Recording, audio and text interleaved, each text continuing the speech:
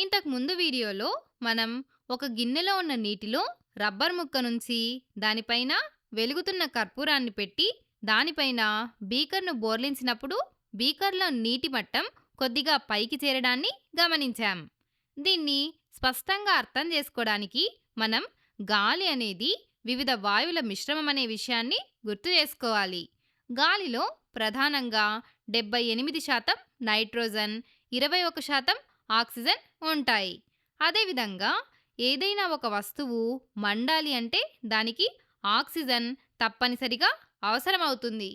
ఈ విషయాన్ని మనం ఈ ప్రయోగం ద్వారా పరిశీలించాము.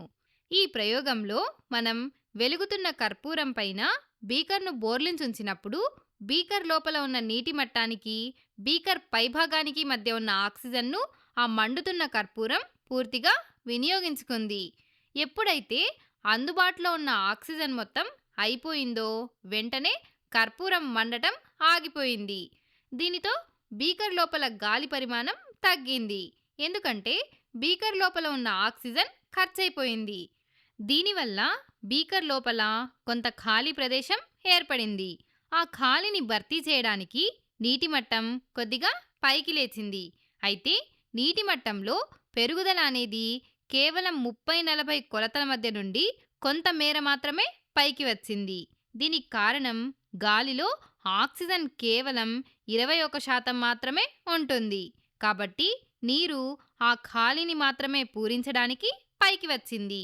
మిగిలిన గాలిలో ఉన్నటువంటి 78% నైట్రోజన్ వాయువు దహనక్రియకు లేదా మండటానికి ఏ మాత్రం కూడా సహాయపడదు. కాబట్టి బీకర్లో ఆ నైట్రోజన్ వాయువు అలాగే ఉండిపోయింది. దీనివల్ల నీరు ఇంకా పైకి రాలేదు.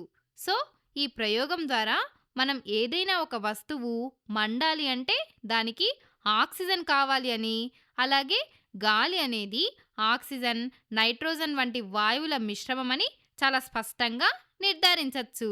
అంతేకాకుండా గాలిలో ఆక్సిజన్ శాతం కంటే నైట్రోజన్ శాతం ఎక్కువ అని కూడా చెప్పచ్చు.